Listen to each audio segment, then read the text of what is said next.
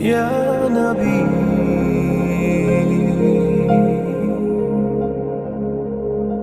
یا محمد. میں زمینی حقائق کی بات کرنے لگا ہوں، لیکن آپ سب کی توجہ چاہتا ہوں. میرے آقا علیہ السلام کے دیوانوں، لوگ آپ سے خوفزدہ کیوں ہیں؟ لوگ مسلمانوں سے خوفزدہ کیوں ہیں؟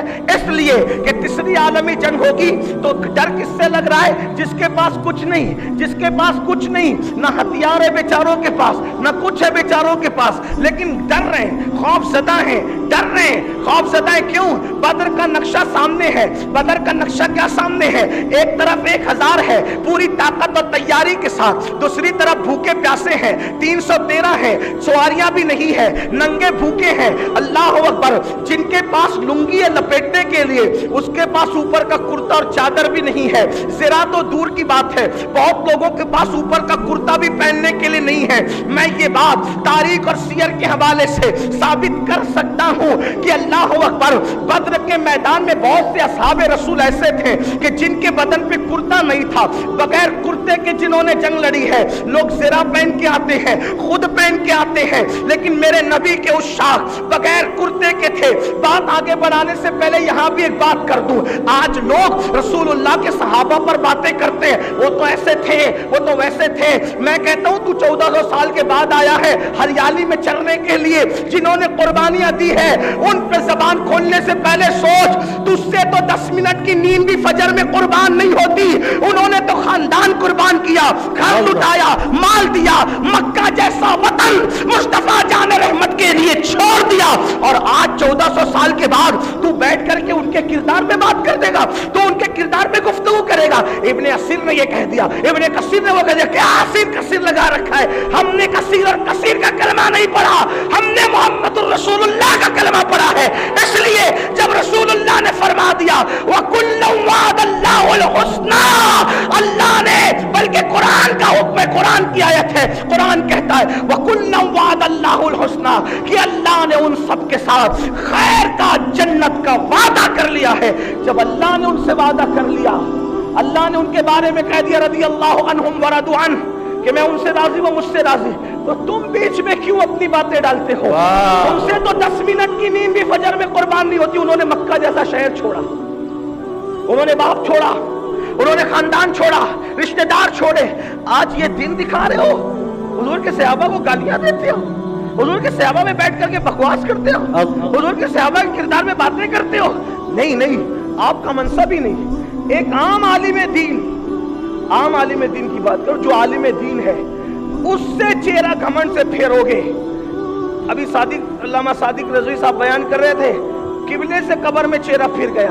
غریب نواز کہتے ہیں جو علماء سے اور مشائخ سے چہرہ پھیرے گا اللہ قبر میں اس کا چہرہ قبلے کی طرف نہ رکھے گا. جو صحابہ، جو علماء سے چہرہ پھیر لے، اپنے دور کے مشائخ سے پھیر لے، اس کا منہ قبلے کی طرف نہیں رہتا. جو رسول اللہ کے صحابہ سے چہرہ پھیر لے، چہرہ نہیں پھیرے بلکہ بکواس کرے اور پھر اس پر یہ سوچے کہ میں بڑا محب اہل بیت ہوں. یاد رکھنا، ہم اہل سنت کے نزدیک محبت اہل بیت جان ایمان ہے، لیکن اس کے لیے شرط ہے احترام صحابیت. سبحان اللہ، سبحان اللہ. اگر صحابیت کا احترام نہیں ہے تو اہل بیت کی محبت کے نام پہ کسی کو سیاست کرنے کا حق نہیں ہے. اہل بیت کی محبت میں جتنا آگے جا سکتے جاؤ، لیکن صحابہ کی توہین برداشت نہیں کی جائے گی. پیار سے یہ کر رہا تھا میرے آقا صلی اللہ علیہ وسلم کے پیارے دیوانوں. اللہ اکبر. 313 بدر میں ہے، 8 لوگوں کے پاس تلوار ہے، اس میں سے بعض کی تلواریں ٹوٹی ہوئی ہے، 8 ہے وہ بھی ٹوٹی ہوئی، بعض کی زنگ آلود ہے، کسی کے بدن پہ کپڑا نہیں، اور سب کے سب بھوکے ہیں. بھوکے تو سبھی ہیں، سبھی بھوکے. رمضان شریف کا مہینہ ہے، روزہ افطار کیا ہے، کھانے کے لیے کوئی چیز نہیں ہے، اور اللہ اکبر میدان میں آئے.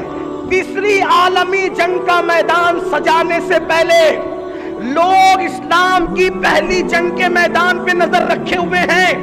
اور تم کو یہ بات محسوس کرنی پڑے گی مسلمانوں، کیا بات ہے؟ آپ کو محسوس کرنی ہوگی. 1000 کی طاقت، مکے کے سردار ایک طرف، कुरैश के सनादीद एक तरफ और वो कमजोर 313 एक तरफ, लेकिन तारीख गवाह है, यहूदी अगर मुअर्रिख है उसको पढ़ो, ईसाई है उसको भी उठा के पढ़ो, मुशरिक है उसको भी पढ़ो, किसी मकतब फिक्र का उसको पढ़ो, सबने लिखा 1000 हार गए, 313 जीत गए। तो इंसान की अकल दंग है। अब होश से सुनना, तवज्जो से, इसको बंद, इंसान की अकल दंग है, इंसान की अकल दंग है। 313 जीते कैसे जब 8 ही तलवार थी? अभी तो लोग हम लोगों पे शक करते हैं, मस्जिद में छुपा रखा होगा, घर में छुपा रखा होगा। अरे नादान, तू क्या बातें करता है? जिनके यहाँ स्कूल पढ़ाने के लिए बच्चों के की फीस भरने पैसे नहीं, वो कौन हथियार क्या खरीदेगी और क्या छुपा के रखेगी? लेकिन तुम्हें खौफ किसी और चीज से है और तुम बात किसी और चीज की करते हो, और मैं उसी पर तुम्हें लाना चाहता हूं। ऐ मेरी कौम के जड़ चिल्ला के, ऐ खुश अकीदा जवानों, जवान किसी कौम का मुस्तकबिल है, जवान किसी कौम का सरमाया है, जवान इनकलाबी है, जवान हालात के धारों को बदलने वाला है, जवान कौम की वो जुल्फे तकदीर जो उलझ चुकी है उसको नाखूने तदबीर से संवारने वाला है। महसूस करो, दुनिया ने महसूस किया तुम्हारे हुस्न को, तुम भी महसूस करो अपने हुस्न को। दुनिया ने महसूस किया तुम्हारी ताकत को, तुम भी महसूस करो तुम्हारी ताकत को। तुम्हारी असल कुव्वत क्या है, तुम्हारी असल ताकत क्या है? लोग कह रहे थे कि ये तो 313 को हम मुट्ठी में पीस लेंगे, कल का दिन हमारा दिन होगा, कल का दिन हमारा दिन होगा, मुसलमान खत्म होंगे, इस्लाम का चिराग बुझ जाएगा। लेकिन दुनिया ने देखा 1000 मगलूब हो गए, 313 गालिब आ गए।